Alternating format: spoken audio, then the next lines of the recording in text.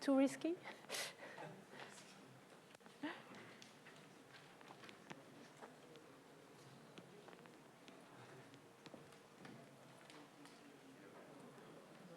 Oh, there's a volunteer?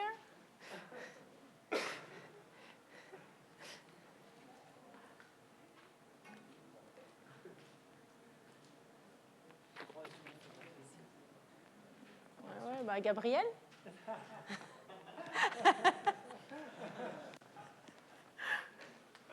You should know it, right? Sorry? You're not sure it's right, but that's not the point. We don't care. If it's not right, I will give you the right answer. So.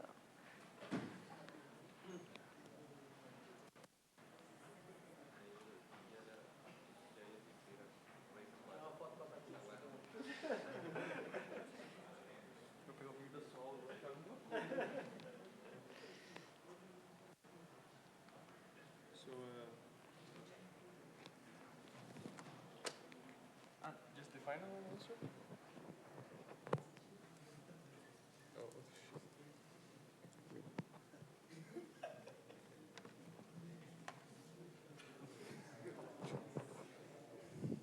It's just the final answer? As you want, you can give the final result and comment it, or give the steps. Maybe it will be too long, so give the final result. Okay, I will just define the interval, maybe. You will just the what? Define the interval that you have to do to. Yeah. So what I did, it was to do this integral here.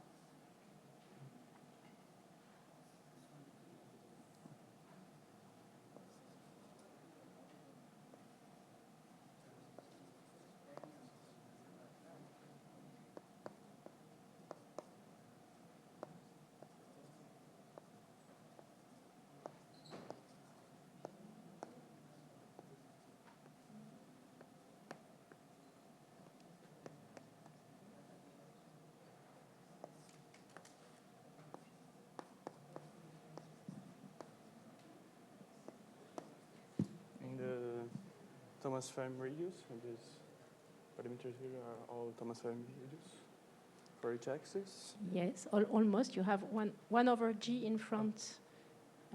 Yes, I'm sorry. And my result was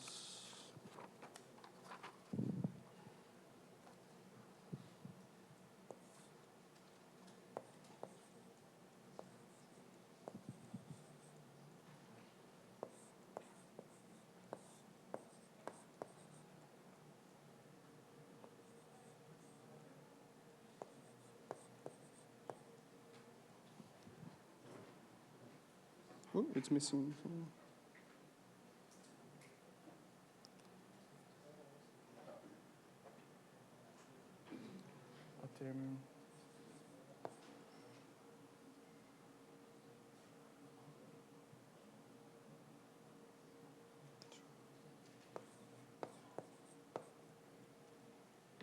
Okay, so that's maybe correct. Just to define for everyone that your average omega is omega x, omega y, omega z to the power 1/3. Okay. So I'm not used to this way of writing it because normally I replace g by its value, which is 4 pi. So the pi goes away and the 4 goes here. It would be 48 then. H bar square n over m. And the other thing is that normally I introduce, with A, sorry, I introduce the size of the harmonic oscillator.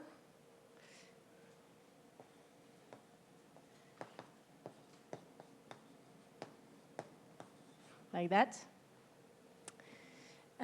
which takes part of your omega term. So at least what is correct in your writing are all the scalings. So it's true that it scales like a or g to the power 2/5, and as omega average to the power 6/5. And for the mass, it's I haven't checked, but maybe correct. And there is a nicer way to present it, and the way I know it by heart,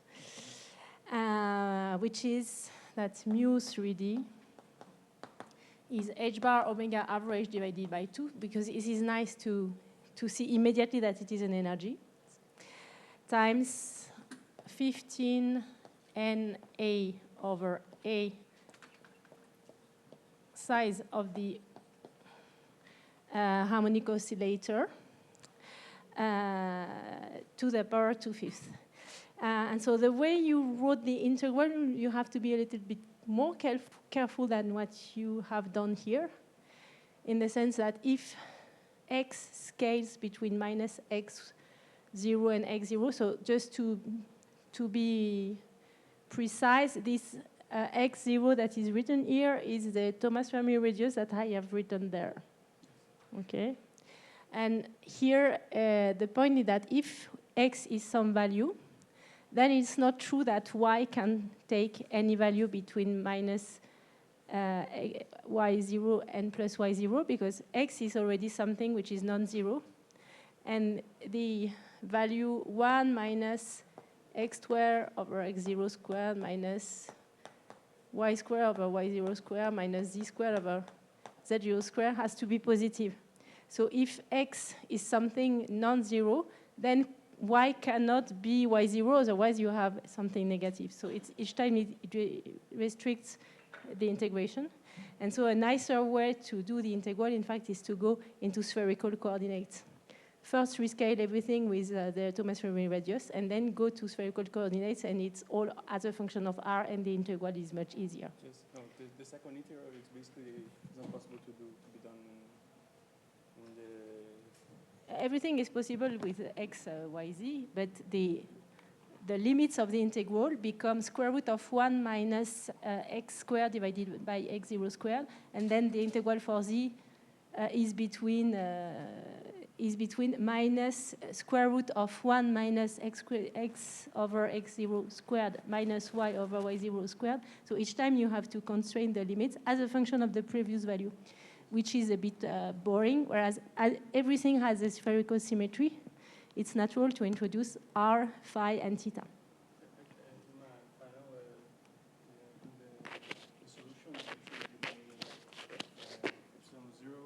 Depends on x0 too, so like this mistake, as I consider the x inside the epsilon 0 too, I think it's okay, because the way I defined it. Okay, so it's because y0 is not the Thomas Fermi radius, etc. That's yes, what you say. It's not okay, it's a question of notation then. Yes. Okay, well, thank you very much. And yeah. And just for completeness, the same expression for a 2D gas, mu 2D, is this one I don't know by heart. I redo the calculation all the time.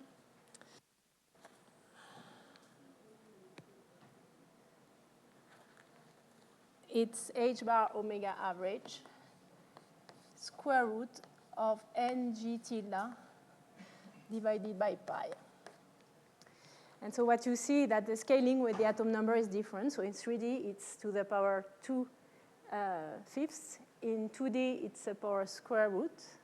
And if we were considering 1D, it would be 1. It would be proportional to n. Okay. Another point before I start. Yesterday, in my integration with the cosine, I mixed stuff. So I made a mistake that has no consequence on the final result, hopefully.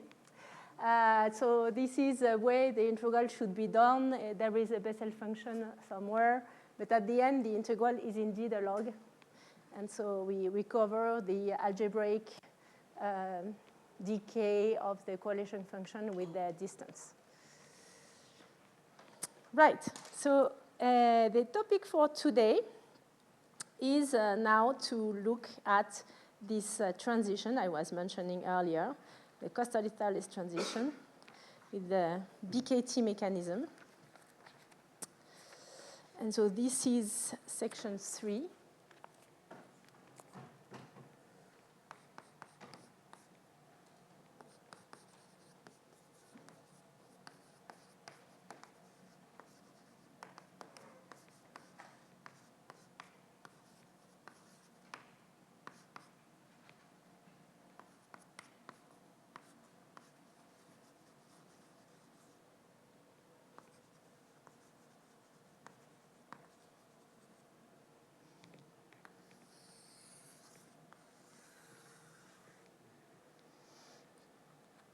And so this transition concerns the point where this algebraic decay we have looked at for the strongly degenerate situation becomes an exponential decay when the temperature increases. And we will see that this is linked to the proliferation of vortices in the sample. So the vortices play a very important role in 2 dimensions. And what will happen, in fact, when you have thermal fluctuations, is that vortex pairs can be born due to the thermal fluctuations.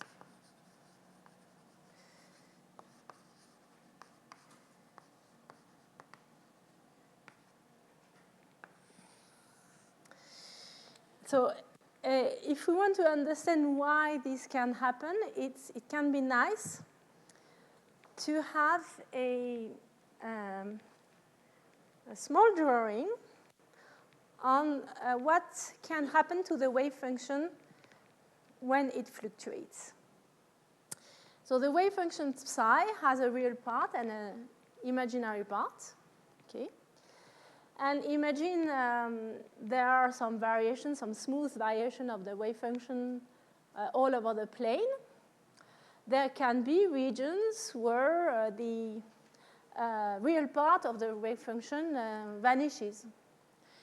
So if, for example, the wave function is positive on this side of the blackboard and negative there, in between there is some line where the real part of the wave function is 0. And so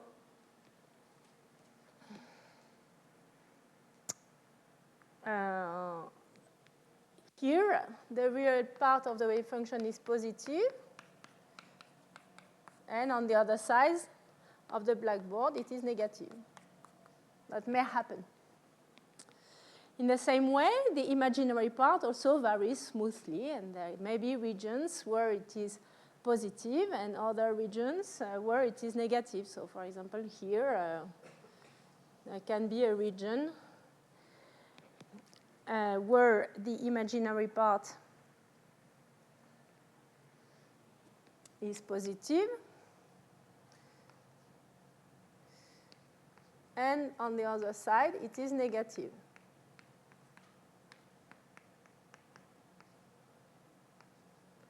And then it vanishes at this position. And now, with thermal fluctuations, the value of the wave function fluctuates. And it may happen that these lines, they touch each other, or they even cross. And now if they cross, at the crossing, the real part is 0, and also the imaginary part is 0. So at the crossing, the wave function is 0, the density vanishes. So typically, when the fluctuations will occur, at some point there will be a point there where they may touch, and a bit later, they may cross like that. And so what's happening there? Well, look. Here, the real part and the imaginary part are positive. So typically, if you have a phase which is 0 or small, it will be here. 0 corresponds to no imaginary part and some real part. So 0 for the phase itself would be here. And then here you cross the region where the real part is 0 and the imaginary part is still positive. So this corresponds to a phase pi over 2. And here, the phase is pi. Here, the phase is 3 pi over 2. So you have a phase winding where around that point, where phi vanishes, the phase rotates from 0 to 2 pi all around this loop. And so this corresponds to a vortex with charge +1.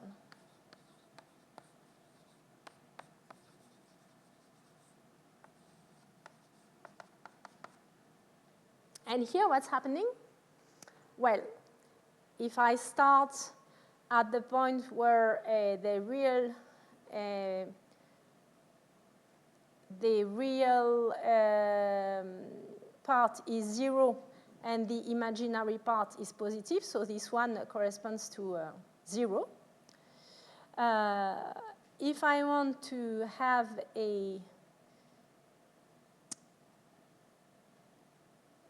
this point is 0 with a real part which is non-zero and the imaginary part which is 0. So this is 0 or pi.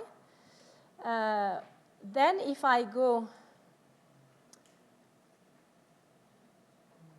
that way, at some point the imaginary part,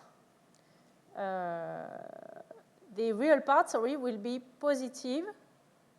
No, wait. So here I have both are positive here. Here, when I go here, I still have imaginary part positive and real part negative. So now I should go that way to increase the phase. So this means that now I have a vortex with a charge -1. And so at that very point, when the two lines touched, I have given birth to a pair of vortex and anti-vortex, so a vortex with charge +1 and a vortex with charge -1, that can get away from each other as soon as these lines go away. Here, they are touching each other. Here, the distance between vortices right after this point is very small. They are here. And then the distance is this big distance. So typically, when you have these phase fluctuations, what can happen is that two vortices are born, one with a negative charge and the other one with a positive charge, and they can be born at some point where the density vanishes. So if the fluctuations are such that at some point the density is 0, then you can have a pair of vortex and anti-vortex that is born there. And so this is the kind of mechanism that will explain this Kosterlitz-Thouless transition. So just to estimate when this happens, we need to have an idea of what is the energetic cost for creating a vortex or a vortex pair. And so the energy of a vortex, maybe we derived it 2 days ago, I don't remember.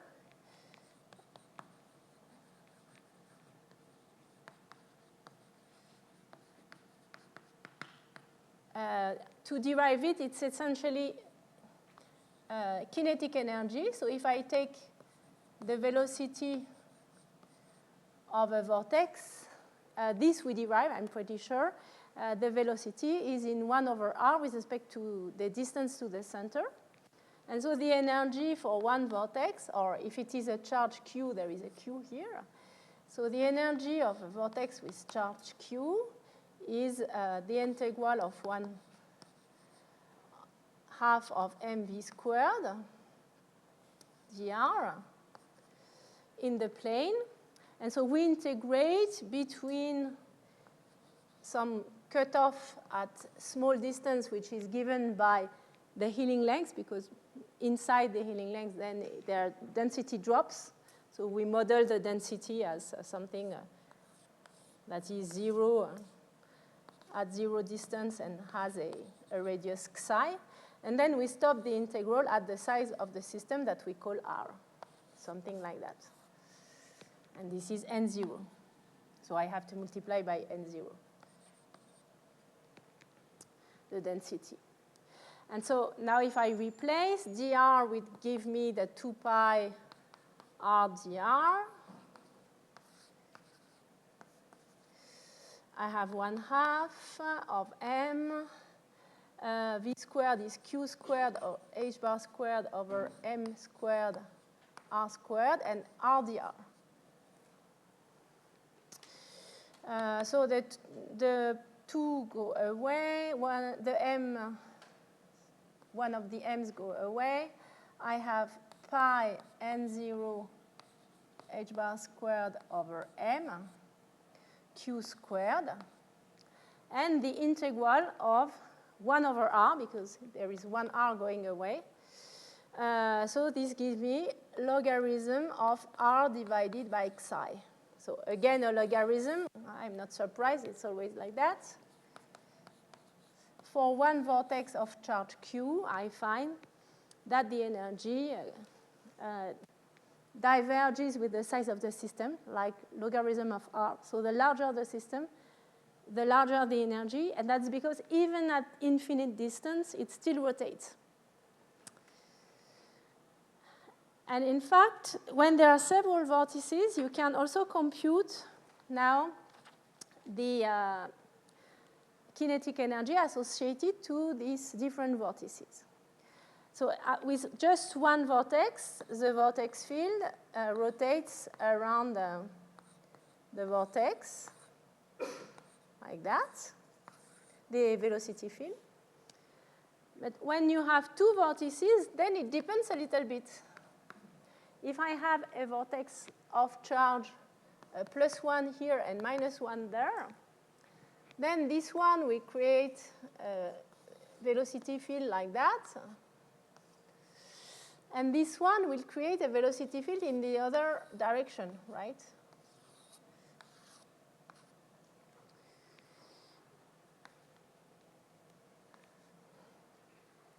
So if I look in between the two vortices, what I will find is that the two velocity flows, they add. And so there is a net flow in between the two vortices like that. But now if I look on the side here, I see that here this one is producing a field going upwards, but this one will produce a velocity field going downwards.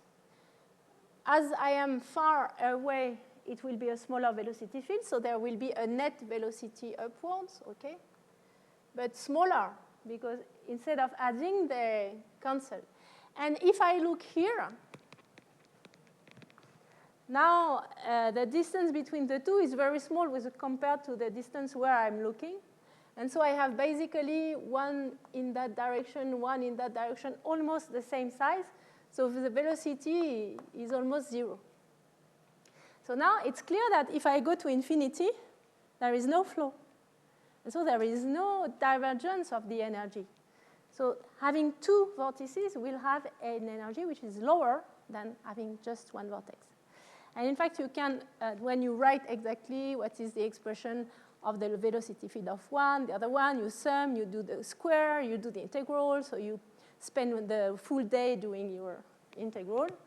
At the end of the day, what you find is that the energy, if I have now two vortices with charge Q1 and Q2, as a function of the distance r between QR and Q2,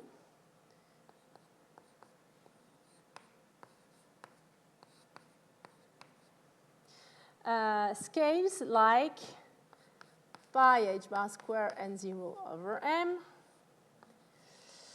And then I have a term with the sum of the charges squared, logarithm of r over xi. So this one tells me, okay, it is the same as this one, where I have just summed the two charges. So when I look far away, I can just say, okay, my two charges, they are basically at the same point, so they will contribute as Q1 plus Q2. So this is this term, which will give me the field far away. And I have another term, minus 2 Q1, Q2, logarithm of R over xi, with R the distance between the two vortices. And so this one will explain what's happening at shorter distances and describes also the interaction between the two vortices. So it's clear from this formula that now the big difference is that if I have two vortices with opposite charge, the energy is only in logarithm of little r, the distance and the product of the charges.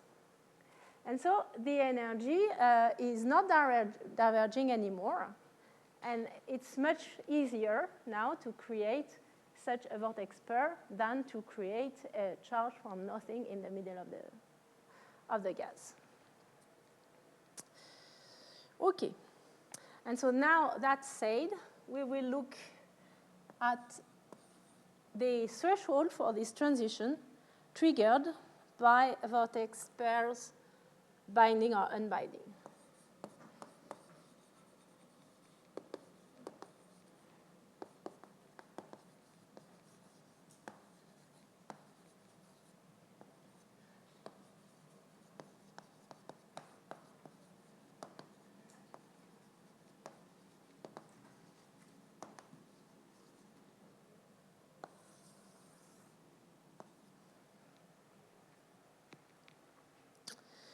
So we know when we look at also at the energy of one vortex, this I think I told you, that it's better to have vortices with single charges than a multiply charged vortex because the energy scales like Q squared. So we will concentrate in the case where the vortices have a single charge.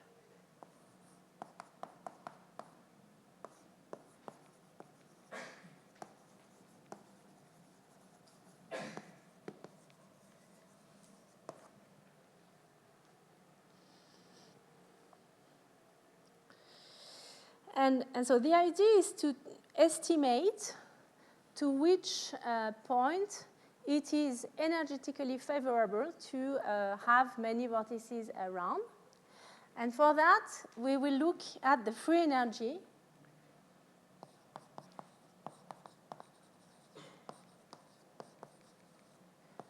for the apparition of vortices.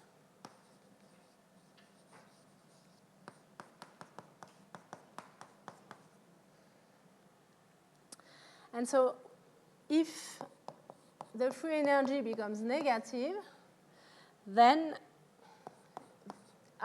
apparition of vortices will be favored.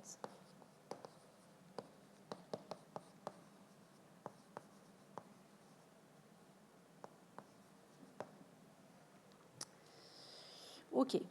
So now we have to estimate what is the energy and what is the entropy.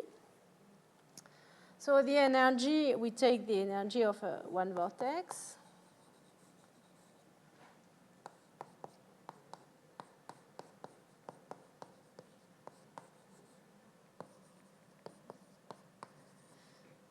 And for the entropy, the idea is to estimate it, saying that, okay, the entropy is the Boltzmann constant times the logarithm of the number of possible states for the vortices.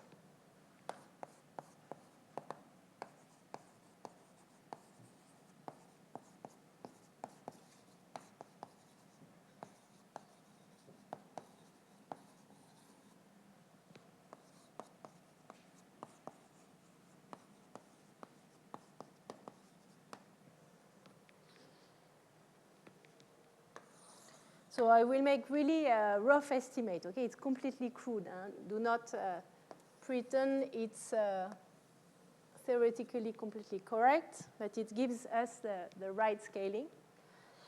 Okay, so I have my gas in a disk of radius r.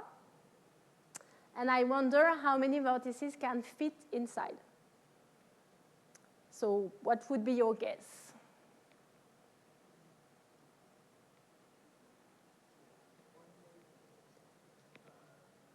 Yes? Some idea? Yeah? R by each vortex has radius r, then uniform sampling is r by r. No, 2 pi r by 2 pi r. So this would be, I need a number. So I need something which is dimensionless. Yeah. So I need to fit these vortices. If each vortex has radius small r, then I need to fill like these circles with the full circle, uniform. You want to have the vortex taking the full circle? Or maybe I misunderstood. So I have to cover the whole area with each little circle. Exactly. Yeah. So if I have the area like small pi r square, and this has capital pi r square, so small pi r square divided by capital pi r square is the number of circles. That's it. So each vortex takes some size, pi little r squared, as you said. Yeah. And the big size I have is pi big R squared. So the number of little samples I can put in my big disk is big R squared divided by little r squared. And so what is the size of a vortex now?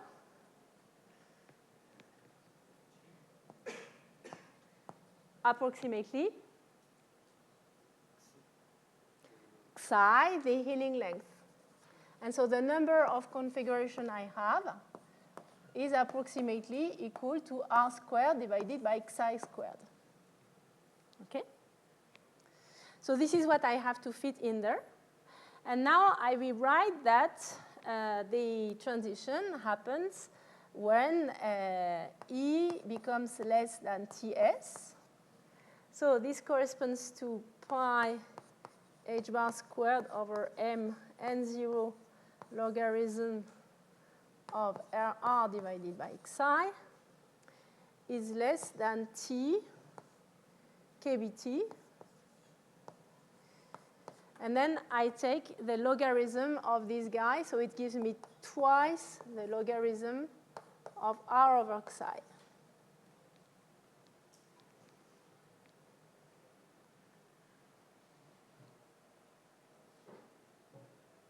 And so the logarithms, they go away, which is good news.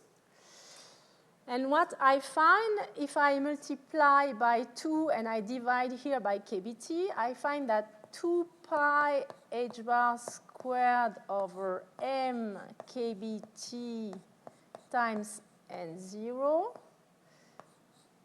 should be less than 4.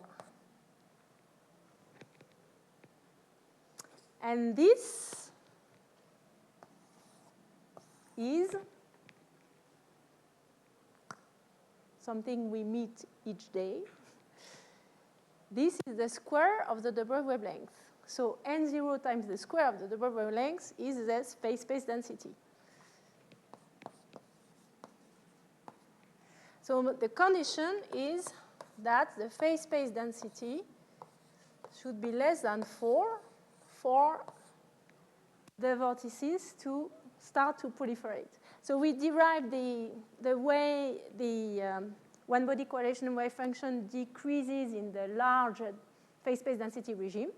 And if the phase-space density becomes less than 4, then we face the case where it's become favorable to have vortices around, to have pairs of these vortices. When they are close to each other, they can be there. And I will still have a large phase-space density, because if they are close to each other, there is a very small kinetic energy.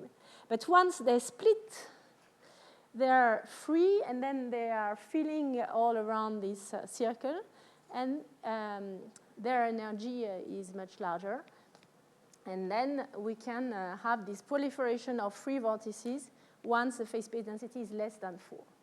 So this is a criterion for the Kosterlitz-Saoles transition to occur. And this has been observed first in superfluid helium films, which is a natural 2D material, very, very thin. And in fact, the phase-base density jumps from 4 to 0 as soon as the temperature exceeds the critical temperature associated to this relation. So to summarize, we say that here we had for G1 as a function of t, when t equals to 0, until the situation where the phase space density is 4. It's algebraic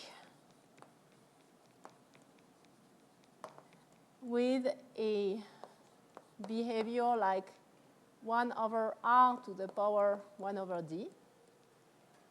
And then it becomes exponential.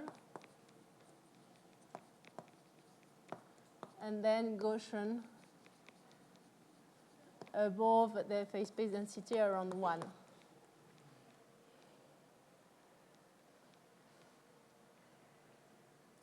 And so the superfluid, now if I don't, so this is a superfluid phase space density, because to compute it, I needed to speak of vortices, and they are present only in the superfluid phase. So there may be a total phase space density larger than 4. In general, there is.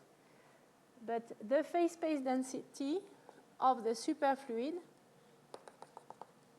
jumps suddenly at the critical value from 4 to 0 as we increase the temperature. This is called the superfluid jump.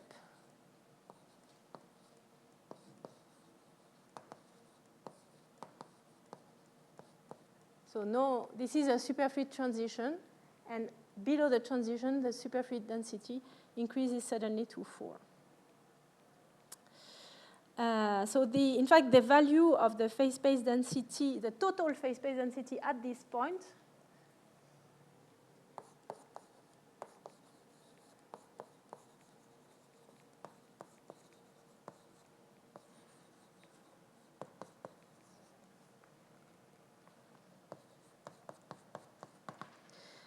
is really difficult to determine. It depends on G tilde. And it has been estimated by Prokofiev and Svistunov with Monte Carlo methods with classical fields. And the estimate is that the total phase space density at the critical point is approximately equal to the logarithm of some constant divided by G tilde. So another logarithm. And the C is approximately 380. So with the G tilde equals to 0.1, which is very typical for experiments where you do not use Feshbach resonances,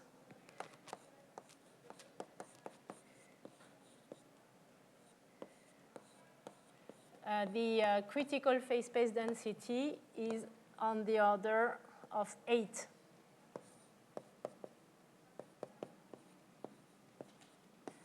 So once you reach this phase space density, in fact, half of the gas is superfluid and half is thermal. And then when D increases further, more and more, the superfluid fraction also increases. And so what you can also check with this formula is that interactions are needed. If you lower the value of G tilde, this increases the critical phase space density you need to reach the transition. And if G tilde goes to 0, you can never reach the transition because the critical phase space density goes to infinity, even if only logarithmically. Okay? So interactions are really essential for this transition. And finally, we can wonder if this is completely distinct from BEC physics. Is there a condensate around?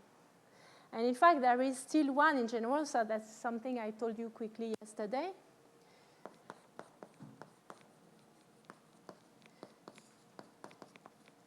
So below the critical temperature, you have a superfluid. But is there still a BEC? So this you can estimate as the BEC fraction being the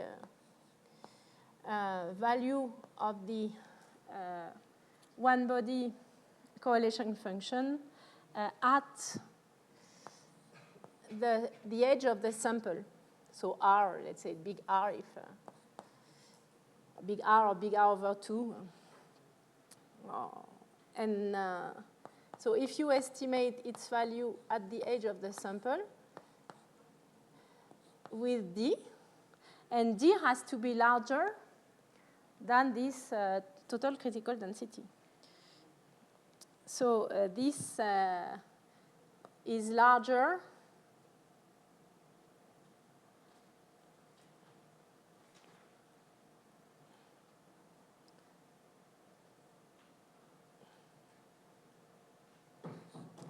than N0 lambda T over R over D critical dot. And so if you take typical numbers, for example, radius on the order of 100 micrometers, and a phase space density, as I said, on the order, or even if you take 4, what you find is that G1 at the edge is still something like 0.2 N0. So even just at the critical point, you still have 20% of the sample which is in a BEC, even in a box. Okay. So this is because of finite side effect, and you are not going to infinity with your sample, and you have logarithms which are very slow.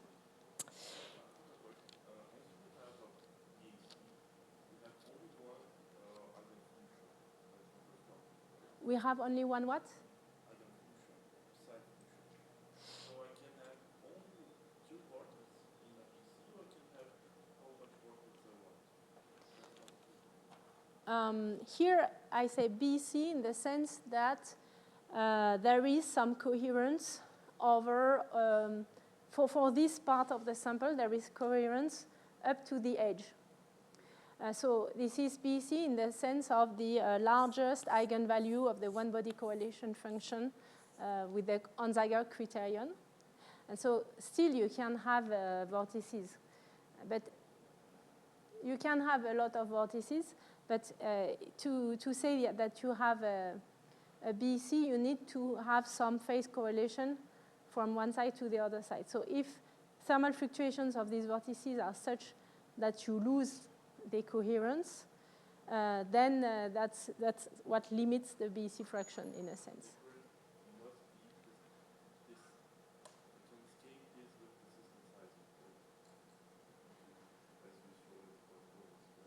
Can you speak a bit louder? For the BEC fraction, the definition, in a sense, is that it should be coherent over all the sides. And so if I consider just the BEC fraction, then this is this 20%. Because I want it to be coherent up to the edge.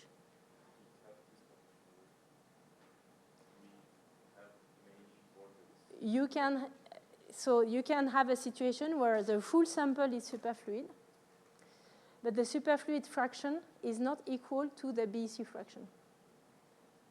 Because it is fully superfluid, but the phase coherence is not 100% up to the edge of the sample. So I wanted to show you now some experimental evidences of this custody-Thouless transition. So the first experimental evidence, as I told you, was done on a superfluid film already in 1978, so a long time ago. And in this experiment, they measure the superfluid fraction by looking at the response of the fluid to some rotation they induce physically by rotating a wire. And they see when rotating a wire, it dissipates phonons or not. And in fact, what they observe is that below a certain temperature, there is a jump in the way the system responds, which corresponds to the jump in the superfluid density by a factor 4, by this number 4. And here there is no superfluid, and here there is a superfluid density of 4. And this is just a graph that explains you what I've just said. So below the critical temperature, there are pairs of vortices which do not disturb the fluid because far away it's really quiet. You still have a coherent fluid around.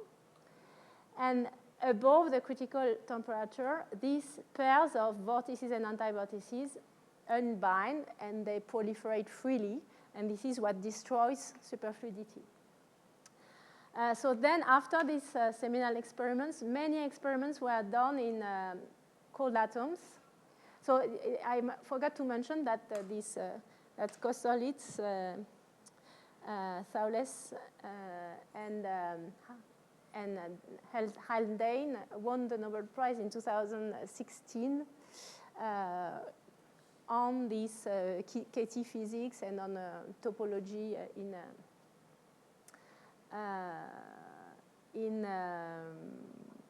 2D systems. Sorry? Exotic phase.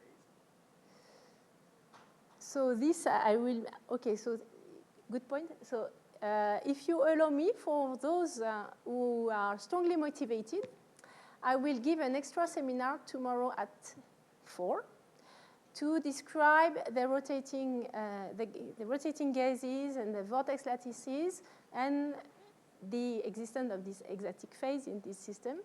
And so the exotic phase is something concerning the 2D systems, and I will come and describe this transition, which is another kind of KT transition, which is KT-HNY transition, another one, tomorrow at 4.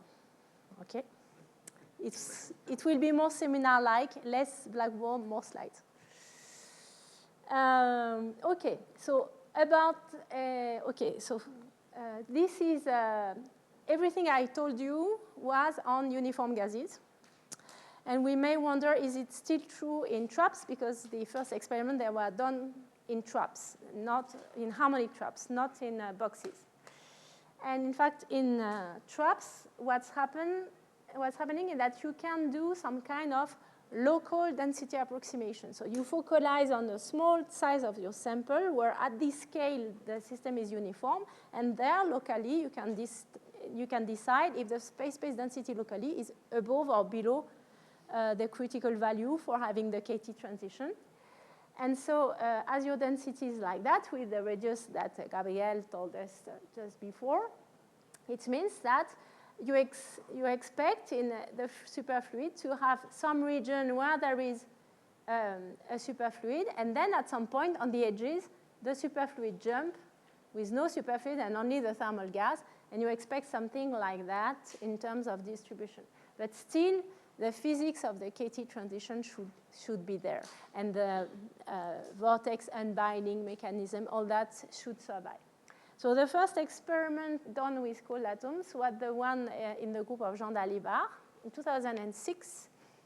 And what they did is to confine not just one 2D gas, but two 2D gases on top of each other in two minima of an optical potential.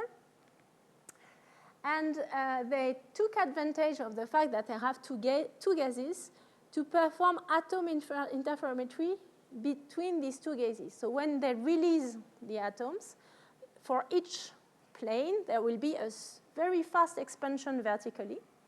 The gas will occupy a large fraction of the vertical direction. And as there are two initially, the two will be superimposed. They will interfere, and you will have fringes. And so even if the phase is independent in the two gases, if each of them has a uniform phase, phi 1 and phi 2, you will have very nice fringes, straight fringes. It's just that from one time to another time, the fringes will be there, next time they will be here, next time they will be here, but each time you will have a very good contrast for these fringes. So this is what's happening at low temperature. Now, if the temperature is above the KT transition or is higher, you have phase fluctuations. So now it's not true anymore that condensate 1 has a phase phi 1. It has a phase that changes from position to position. Same thing for the other one. So now there are fringes, but locally the fringe at position X is here. A little bit further, it moves there, and then it's at some other position. So you will get some wiggling of your fringes like that. And in the case where there is one vortex in sample 1 and no vortex in sample 2, what you will even observe is some strong shift by pi of the fringes at the position of the vortex. And this is because here the phase is, it goes between 0, pi over 2, pi, 3 pi over 2, and then 2 pi, which is the same as 0. So from this side to that side of the vortex, there is a pi phase shift.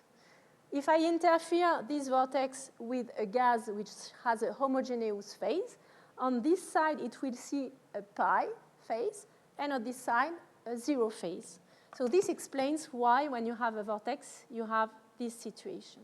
And so they can nicely detect when they have 1, 2 vortices, and so the inset of the apparition of these vortices. And so the way they measured quantitatively when the transition occurs is to, in fact, integrate the signal over some width L here along this X direction. So if the fringes are completely straight, if you integrate over L, you keep the same contrast as before because everything is aligned. But if there is some wiggling and you integrate, of course, you will lower the contrast. And if there is a vortex like that, you will have a contrast 0 because they will just be opposite one to each other. So they average the contrast over some window L. And the result of this averaging should decay when L is larger because you have more and more averaging. And you can show, in fact, analytically that you expect this decay to scale like 1 over the width of the window to some power, 2 alpha. And when the G1 function decays exponentially, like in this regime, then the alpha should be 1/2, and when it decays algebraically, the alpha should be 1/4. This you can compute and find.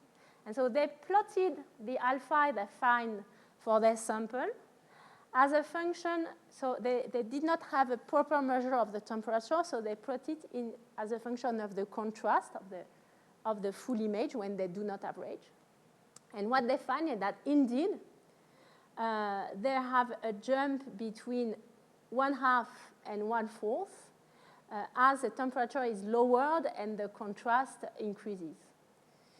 And at the same time, when the contrast is reduced corresponding to a higher temperature, then at some point they see some vortices in their pictures, and the fraction of pictures with vortices increases when the contrast is less, or when the temperature is larger, which is a proof of the apparition of more and more vortices when you increase the temperature. So this was the first experimental evidence of Kosterlitz-Thouless transition in a 2D Bose gas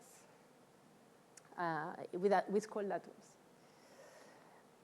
Then there have been other experiments later. So I show you some other nice results. So this one was done in the group of Chris Foote in Oxford.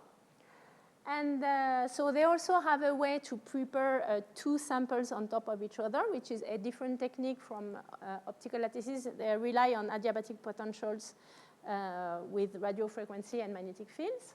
But at the end, they also have some interferometric pattern like that. And what they do is that they, from the pattern, they recover the phase as a function of position.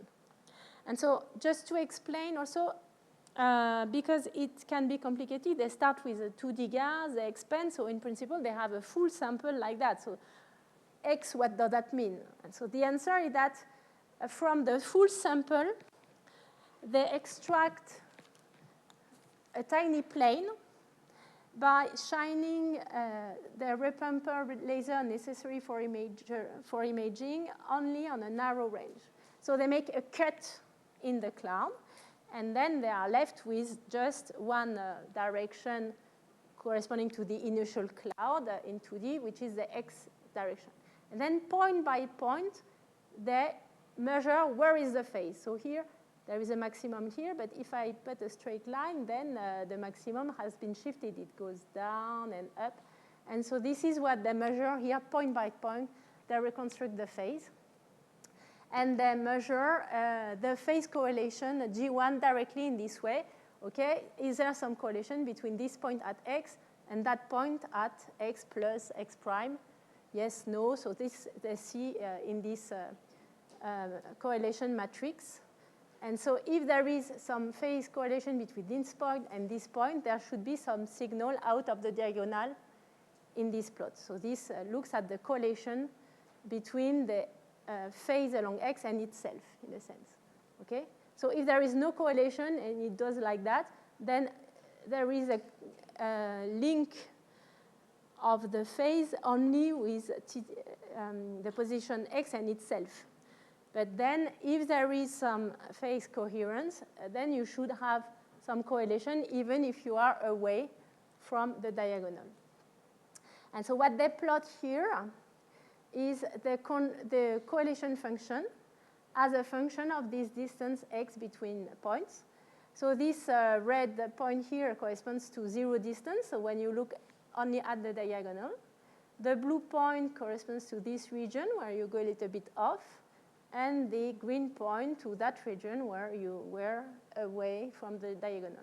And so what you see that the correlation function decays. You can reconstruct the way it decays with x and see if it is indeed algebraic or exponential as you expect. And so here are the results for different values of the temperature. At low temperature, you have a very slow decay of the correlation function. And when the temperature increases, you have a much faster decay of the correlation function. So in their experiment, the threshold is around here at 0.54. So this is more or less the point where there is a transition.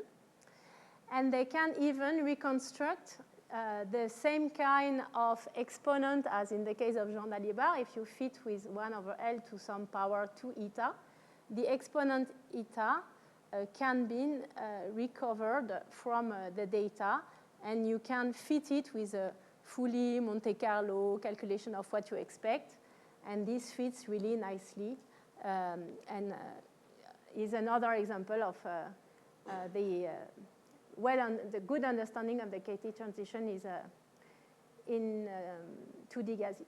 And the last curve shows you the proliferation of vortices. So it's the probability to observe a vortex in the pictures as a function of the temperature. And you see that this is a critical temperature. Below, the probability increases really slowly. And above, there is a proliferation of free vortices in agreement with the KT mechanism. Finally, we could wonder if we can see these vortex pairs directly in the sample. So there was an experiment in the group of Young and Shin in Korea, in Seoul, which aimed at observing these vortex pairs. So sometimes there are a little bit of controversy on this experiment, but I show it nevertheless because they are nice pictures. And so what they did is to take pictures of the cloud and try to spot the vortex pairs, but also compute more systematically the pair correlation function between vortices. So this is a histogram. You look at the position of the vortices, and you say, okay, how many pairs of vortices I have at this distance, and how many at that distance, and how many at that distance. And you see a peak at some distance, which tells you that you have a higher probability to observe some couple of two vortices exactly at this distance. And so if it corresponds to vortex pairs, what you expect is that when you cool down, the pairs, they shrink, they go very close to each other such that they can merge. And when you heat up, the pairs are more loosey and they split. And so this is what is illustrated here. So when you are at higher temperature, you have more vortices in the center of the cloud. So this is the center of the cloud, this is the edge. And when you cool down, the vortices are pushed toward the region of low density. And when it is very, very cold, you see almost no vortices except at the edges because the density is less. So that's where your thermal fraction will be larger. And then you compute also the pair correlation function. So we can't see anything there, so I made a zoom. And you look at where is the peak for the sample, which is coldest, and then where is the peak, the hottest, and where is the peak at the other sample, and you see that they are not at the same distance. And so when the cloud is hotter, the typical distance between vortices is larger than when the cloud is colder, in agreement with the KT mechanism. Okay, so there were finally some very nice experiments in the group of Zoran Hatzibabis in Cambridge, where now he was able to have atoms really in a uniform trap, in a box trap. So we are with the KT mechanism I described in the lectures. And what they measured in this experiment is the superfluid jump. So this is a very beautiful experiment. To observe that, what they do is to look at the first and second sound in the sample. So I only have described the speed of sound and the sonic excitation, but there are in fact two kinds of excitations. When we are in a simple case, they correspond one to density waves and the other one to entropy waves. But more generally, entropy waves and density waves can be mixed. And there are two modes, but not necessarily that you can identify to density and entropy, but at least there are two modes which behave as sounds. And one is present only in the superfluid phase, which is the second sound. And so what they did is to measure the velocity of these two sounds and plot their value as a function of temperature to see if there is some jump concerning the second sound. And so to measure the speed of sound, they took their 2D gas and they shaked it like that. And if there is a resonance because you are right at the speed of sound, the time it takes at the speed of sound to go from one side to the other of the sample, then you have a blow-up of all the sample, and you find a peak like that. So this is called the spectroscopy of sound modes. Below the critical temperature, you see two peaks corresponding to the second sound here and the first sound here. And above the critical temperature, basically your second sound fades out, goes away, and you are left just with the first sound. And so this is a plot of the speed of sound they found as a function of temperature for the first sound and the second sound. You see that here there is a kind of drop. And from these curves, they can reconstruct the phase space density they have in the sample. And this is a very beautiful curve where you see the superfluid jump when the phase space density is increased. And it corresponds indeed to a jump of 4 for the superfluid phase space density. Okay, so summary. what's happening for ideal gas, interacting gas, homogeneous gas, trapped gas? For an ideal gas, there is no, and in a homogeneous trap, there is no BEC, and there is no superfluid. In a trap, there is a BEC, but it's not superfluid because you need interactions for superfluidity. For the interacting gas, even in the homogeneous case, you have a superfluid, and it obeys a BKT mechanism. And for a trapped interacting gas, you have both, in fact, BEC and BKT, which are there. So as I said, there is still a small BEC fraction even in the homogeneous gas. And so in Cambridge, there has been also a series of experiments where they were able to change the scattering length and the value of the G tilde coefficient and go across the ideal to interacting regimes. And this is a critical value for the atom number to enter the degenerate regime. And this corresponds to the BATC transition. And at finite but interactions here, the density in the phase space density you need to reach the degenerate phase is larger, and it is in agreement with the theory, okay, taking into account many things that I hide here, but at least they were able to go across these two regimes. Right. Questions up to that point? Before I start the last part about the scaling symmetry. No?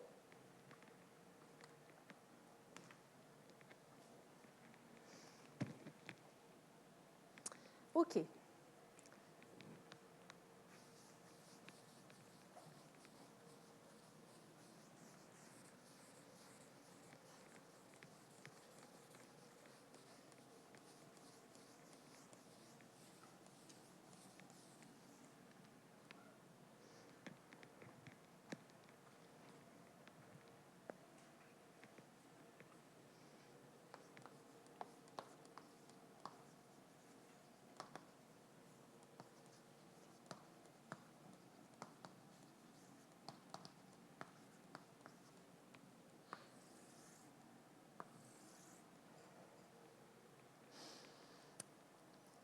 So now I will discuss something which is also related to the very special dimension 2D that occurs only in this dimension, which is the occurrence of a scaling symmetry. And first I will define what it is.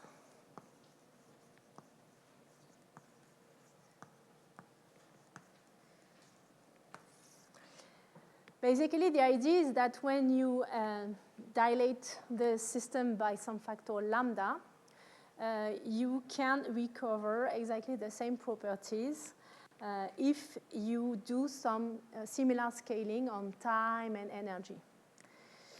So the scaling symmetry arises when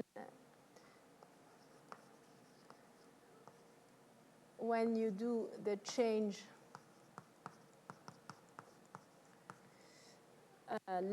scaling lambda on the coordinate r, and you scale the time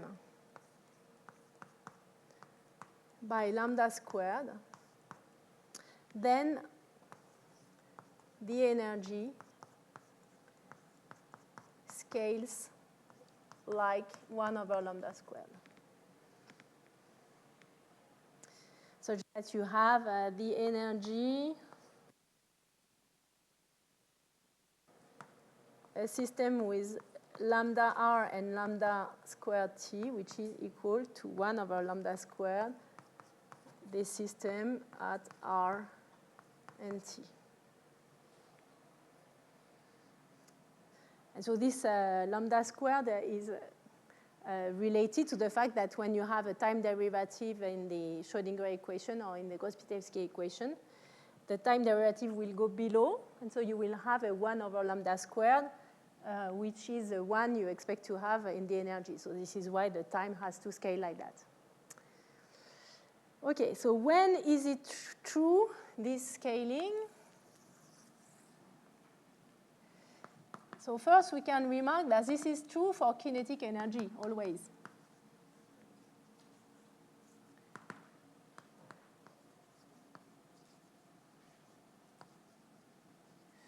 And this is why this is interesting, because this is the scaling with which the kinetic energy obeys when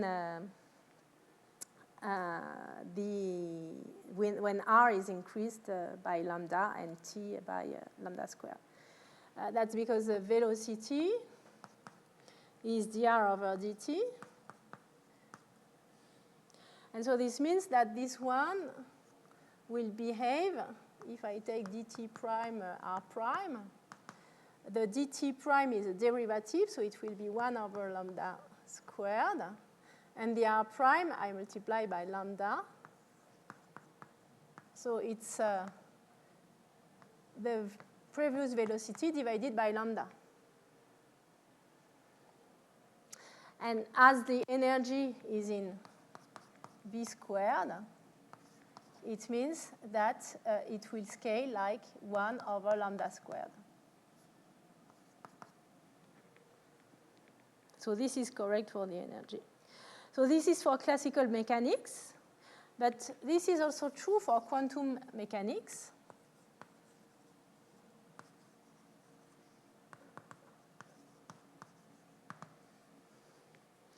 And the way you write it is that the transform of psi over is some psi prime of r prime. And psi prime, the dimension for psi is 1 over square root of the dimension. So if I call L a typical length, psi is in 1 over L to the power d over 2. So if the radius is multiplied, if any distance is multiplied by lambda, this one scales like 1 over lambda d over 2 of psi, and then r prime is r divided by lambda. And this, of course, is necessary because you still want your psi prime to be normalized to 1. So when you take the square of psi prime, you have a 1 over lambda d, and you integrate over dr in dimension d.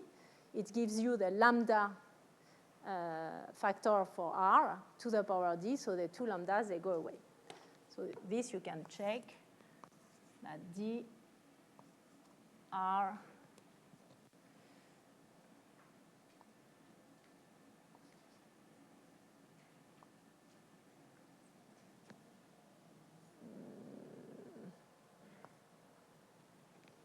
prime of psi prime of r prime is squared is 1 over lambda d dr of psi of r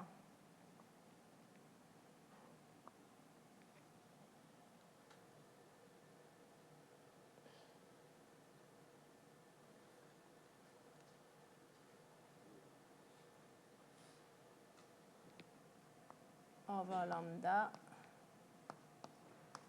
squared. And so this is 1.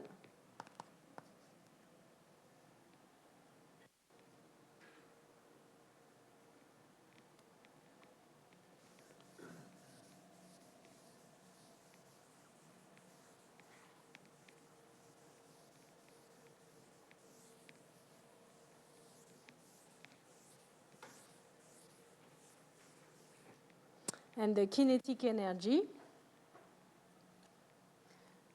is given by the gradient of this psi prime squared. And so gradient of psi prime is 1 over lambda 1 over lambda d over 2 psi of r prime over lambda. And of course, when you compute the kinetic energy, which is proportional to the gradient of psi prime squared, this one, they will compensate with integration, but you are left with 1 over lambda squared. So it's true that kinetic energy obeys the scaling. So now, concerning interaction energy, it's not the same story.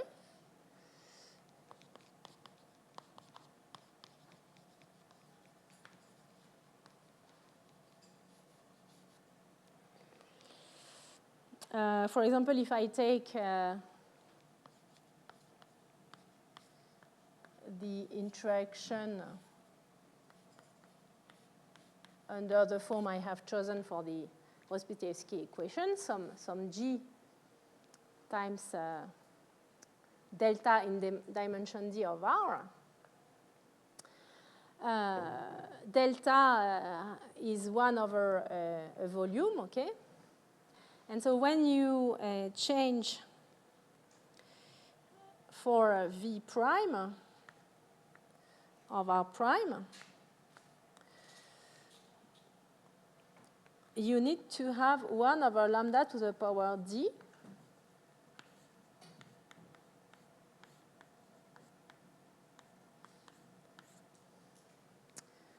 to maintain,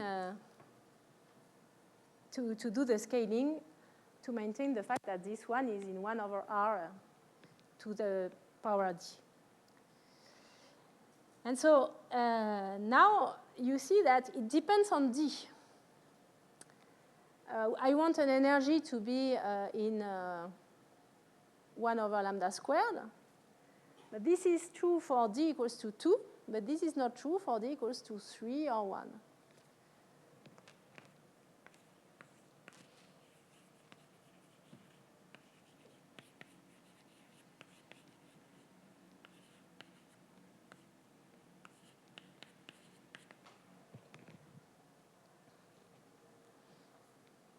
So this is why there is something special about dimension 2 and the scaling. So I will examine now 2 consequences of the scaling symmetry in 2D.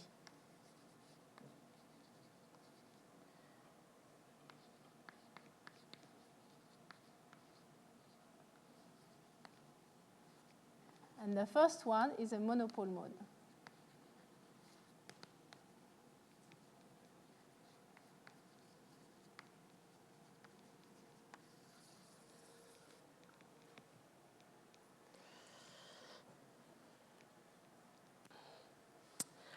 So it's a monopole mode in a harmonic trap.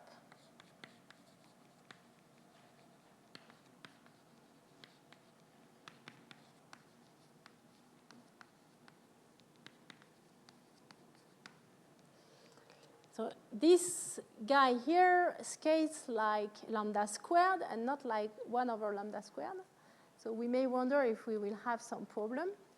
But in fact, there is a very nice property in mechanics in general, which is that there are 2 isosynchronous potentials. One is very famous. It is a harmonic oscillator. When you have a harmonic oscillator and a particle oscillates in a harmonic oscillator, whatever the amplitude of the oscillation, the frequency of the oscillation is always the same, and it's given by omega. If you have some other potential, this is not the case. If you have a linear potential, if you go from some point which is higher, you will have a period that will be shorter than if you start from a smaller position. And if you have something quartic, then it will be the opposite. The frequency will be smaller with larger amplitude. Only for the harmonic oscillator, it is independent of the frequency. And there is another one. And the other one is 1 over x squared.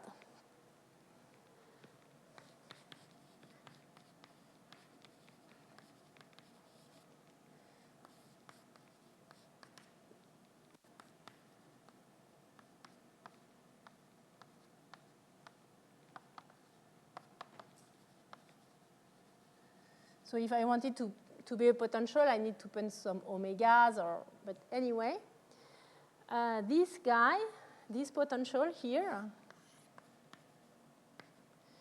with some 1 over x and then harmonic potential, has the same property that the frequency is independent of the amplitude. And so this will play an important role in this discussion. And that's why we can still speak of this monopole mode, even if we have some r squared, but we will have at the end 1 over lambda squared plus lambda squared that will save the game and keep some monopole mode valid for any amplitude. So this is basically the idea. If you have a scaling, it means that you start with some radius r, and then you make a dilation to some size lambda r. And so if your kinetic energy and interaction energy scale as 1 over lambda squared, so you will have some value here for these energies. And the potential energy scales as lambda squared, then what is a monopole? The monopole is the oscillation of this lambda. It tells you it's a breathing mode, so it tells you if the gas is dilated, compressing like that. So you wonder if you can have a situation where this, with some time derivative lambda squared, is a constant corresponding to having the kinetic energy of your lambda mode plus potential energy in terms of 1 over lambda squared and in terms of lambda squared constant in your effective particle in the potential 1 over s squared plus x squared. And so if this is verified, then the solution is that there is a given frequency for this lambda, whatever the amplitude. And in fact, this is the case in the 2D gas, in the trapped 2D gas. And this you can derive from the hydrodynamic equation we have seen 2 days ago, where essentially you write that you have the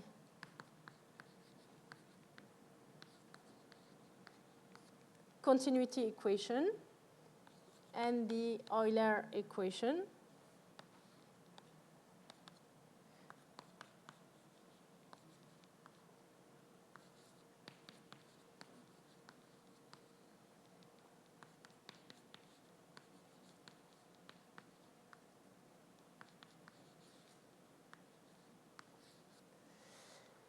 And in contrast to what I have done 2 days ago, I will not assume that V is so small that I remove V squared and that n is n0 plus some delta n. No, I keep all the terms for any amplitude. And what I just do is to say that I use a scaling ansatz such that the density for RRT is the same at the density at 0 time, but with just some scaling.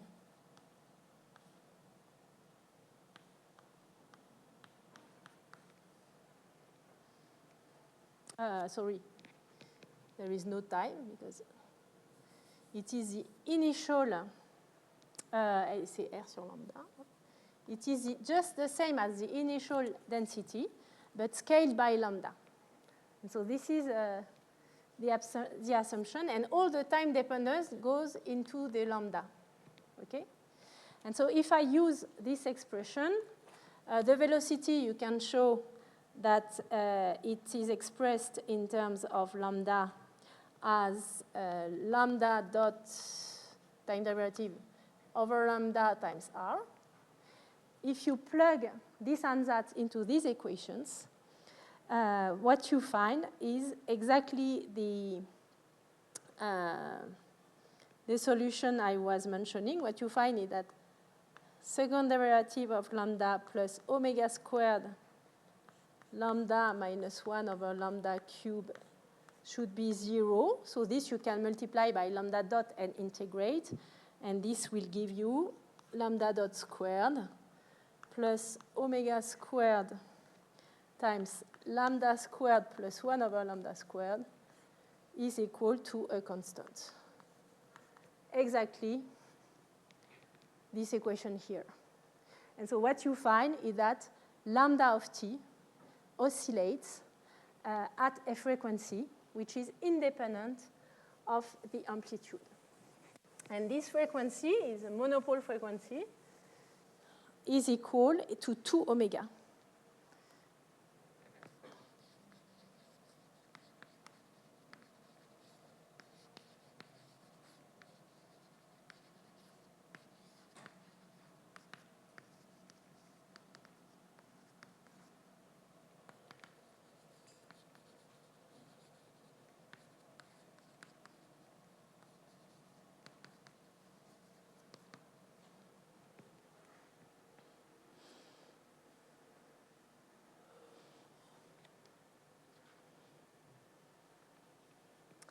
More generally, it is nice to study the breathing mode because the breathing mode is a measure of the equation of state of the gas.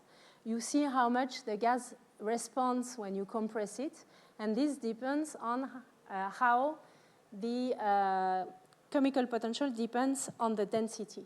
So in fact, you can show more generally that the square of the breathing mode is equal to 2 times 2 plus n second derivative of n with respect to second derivative of mu with respect to n divided by first derivative of mu with respect to n times omega squared. And so in the case where we have a pure 2D gas, the equation of state mu of n is just Gn. Or if you prefer, h bar squared over m g tilde n. So as it is just Gn, then mu prime of n is a constant. It's h bar squared over m g tilde.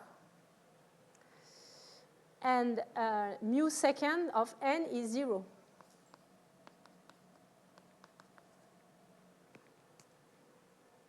And so mu second of n is 0. This is 0. The square of the breathing mode is 2 by 2, which is 4 times omega squared. And you find that the breathing mode is indeed 2 omega.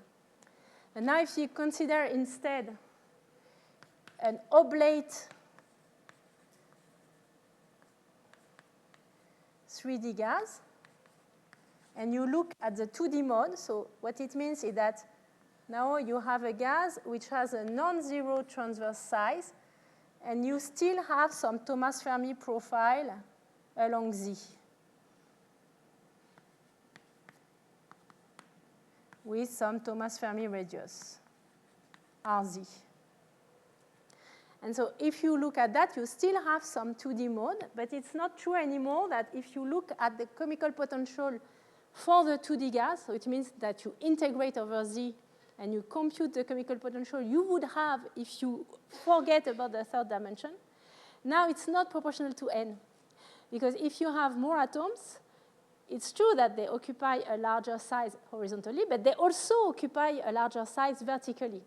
And so it does not increase as much as it would if it were really 2D. So it means that mu of n, in fact, it scales like 2/3. Mu of n is like n to the power 2/3. And now if you compute the derivative, etc., you find that the breathing mode frequency is square root of 10³ times omega. So it's not the same value as for the pure 2D case. And so this has been measured experimentally. So the scaling ensures that in 2D, you have 2 omega, and so this mode is not damped, and it has isochronous frequency. In the oblate, 3D oblate case, it's square root of 10^3. So there is something I will not comment that if you really do the 2D scattering, when you confine so strongly that you have to take into account that the collisions become also 2D, this gives a little shift on these 2 omega. It's not true anymore. This is called a quantum anomaly.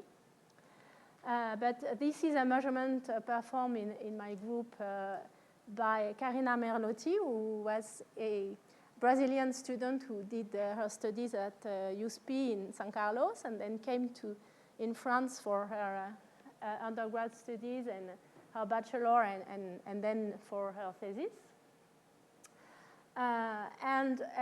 What she measured is this monopole mode in a 2D trap with strongly confined along the vertical axis.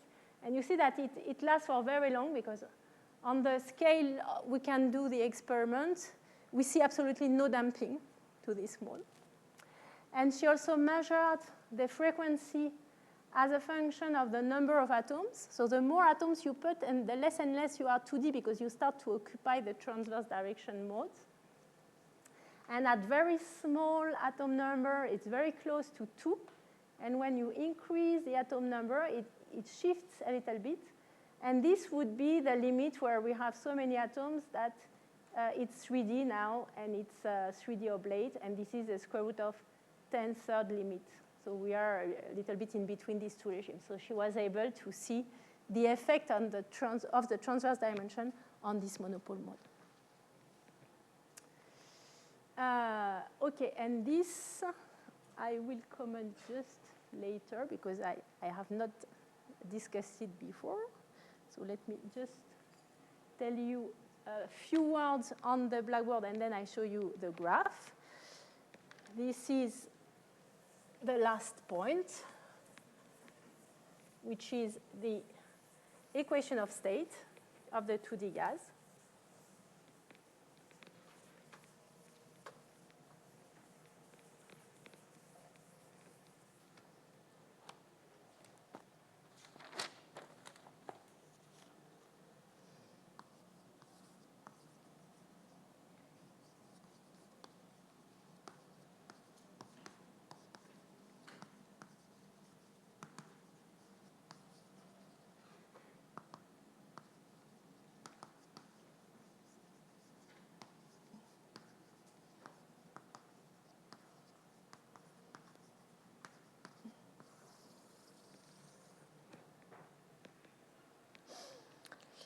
So in fact, when you look at the equation of state of the 2D gas, this is something which gives you the value of a thermodynamic variable as a function of the chemical potential and the temperature. So we would like to estimate what is the value of any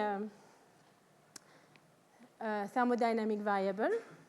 And this you obtain by summing over the possible atom number the probability for each configuration given the atom number and some positions for the atoms and some momentum for the atoms. So some f, let's say, hat of n with these particular positions and momentum.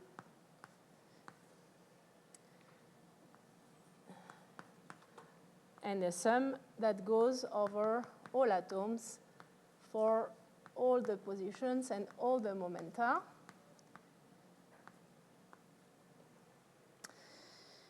So this is a sum over all the possible number of particles. This is the probability for a given configuration.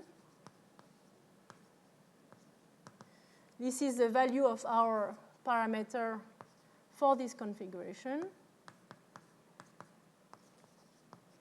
And we integrate over all the phase space for all the particles. And so imagine that this f function obeys some scaling.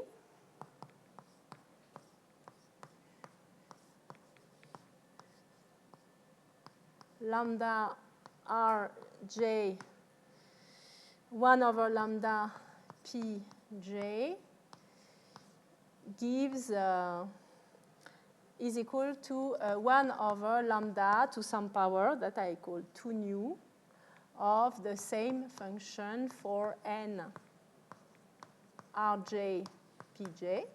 So if we have this scaling, then if you now compute what it will give for this guy, you replace here all the lambdas and you make the integral. You will find that also using the P we know. So P is a Boltzmann distribution. The Bose-Einstein distribution.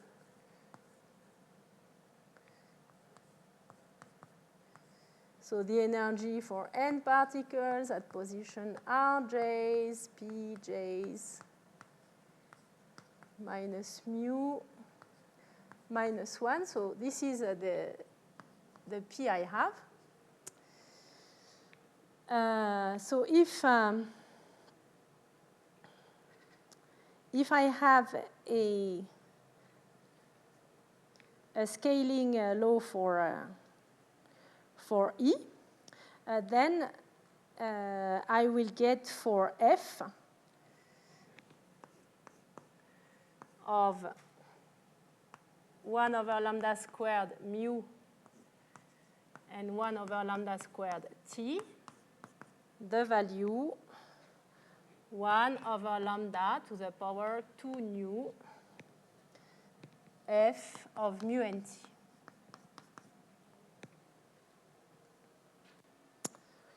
So this means that now if I choose for lambda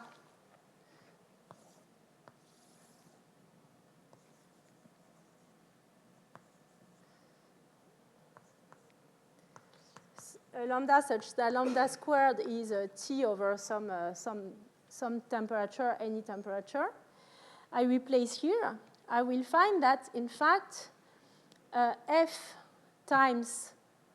of T0, KT0 times mu over KBT,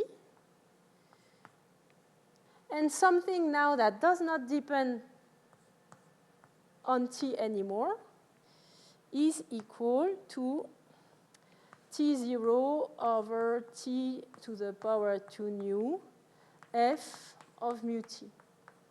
So as this guy now does not depend on T and mu independently anymore, it just depends on mu over KBT, what it tells me is that F of mu and T depends on 1 over T to the power 2 nu times some function, which is just a function of mu divided by KBT. So if F obeys this scaling law with nu, then F of mu T is 1 over T to the power 2 nu times a function only of mu divided by KT. And so this scaling for the phase space density in 2D,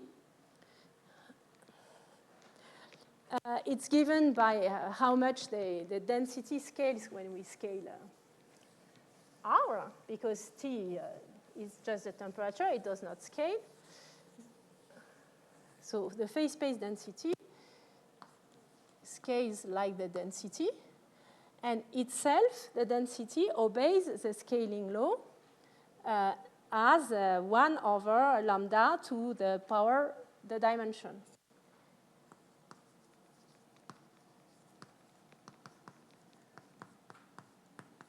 So in 2D, the scaling law for the density is 1 over lambda squared.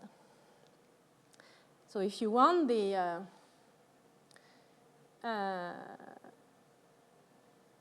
nu I need to use for having my scaling law here, nu is equal to 1.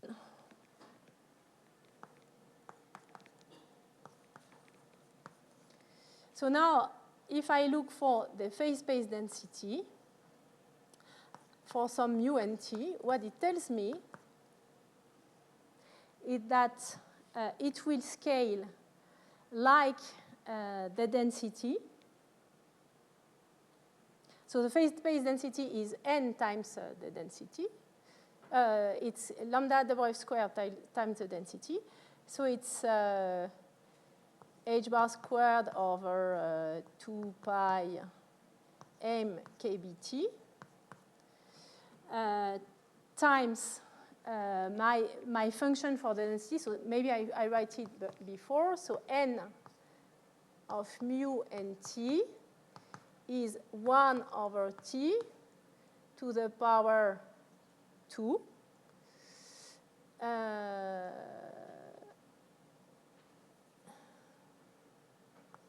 Wait a minute. Oh, yes, I made a mistake here. That's why I have some problems. That this is just new here. It is not too new, it is new. Sorry. As I haven't derived it there, so it is new. So it means the scaling law is that here I have some function I will not give, but the density is in 1 over t times a function of mu over kbt only.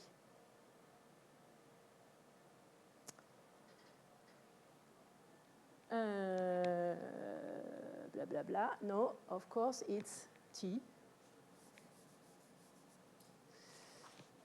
Yes, because it is.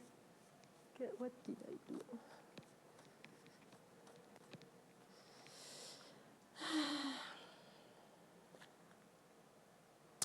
Yeah, I'm going too fast. So f of mu t, I have the lambda on the other side, so it's lambda.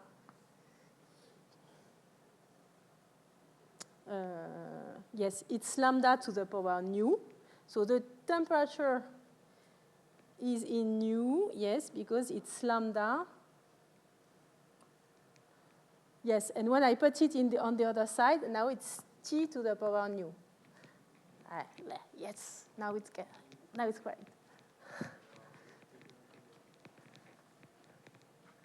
So here it's a t. Okay, I'm happy now. And so it means that here it's t with some factor, okay, some alpha, f of mu over kbt. And so the t's, they go away. That's where I wanted to come. And what I find now is that the density, the phase space density, in fact, is not a function of independently mu and kbt. It's just a function of mu over kbt, just one variable. So there is some scaling in the sense that if I scale mu and t the same thing, it does not change at all. And to be complete, it's also a function of g tilde, of course. So I could say now that the phase space density is a function of only mu over kbt and g tilde. And this has been probed experimentally, first in the group of Jean Dalibard, and then also beautifully by experiments in the group of Shengqing in Chicago. So this is the first demonstration where what they did in these experiments, so this is from the thesis of Tariki Efsa, they recorded different profiles of their 2D gas in a trap. So it's in a trap again, okay, it's not the same thing, but if you use local density approximation, with just one sample, in fact, you scan many different values for the chemical potential.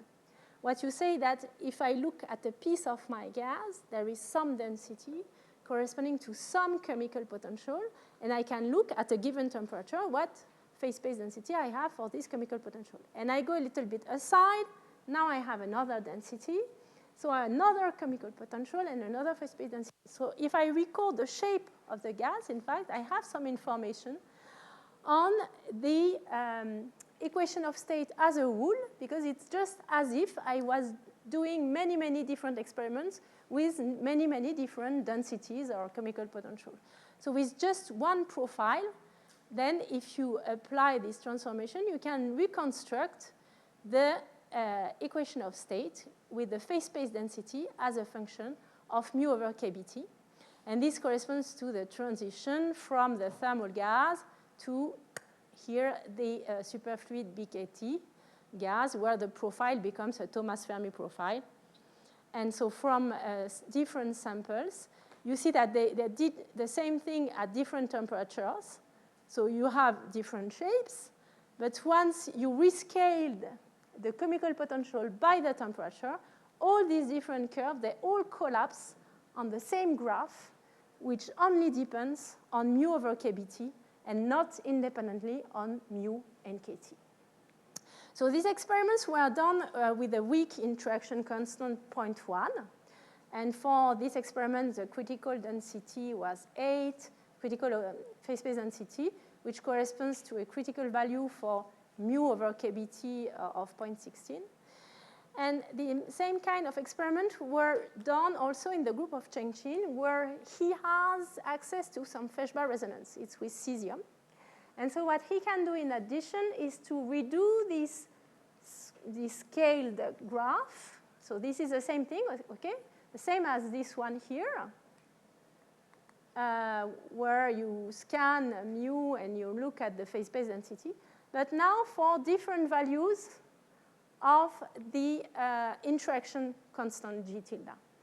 And with so I've not written it here, but with the Feshbach resonance, they can tune G tilde from below 0.1 to up to 3 or something like that, so very strongly interacting. And what they find is that it's not true that now you can rescale everything with a uniform equation of state, whatever the value of G tilde. But around the critical transition, then around the critical transition, there is a universal law for the phase space density. And so around this point here, the phase space density is a function of just the difference between mu over kBt and its value at the critical point times 1 over G delta. And so this is true for all a series of different equation of states done for different values of G tilde. And I think that's my last slide. And so I will conclude here and thanking you all for your interest on the lecture. They are very interested and kind. And I hope that you are convinced that 2D is really a let's say, critical dimension in many senses. We have seen together many logarithms. And so if you are interested, I will discuss tomorrow at 4 p.m. The case of rotating superfluid, vortex lattices, etc. Thank you.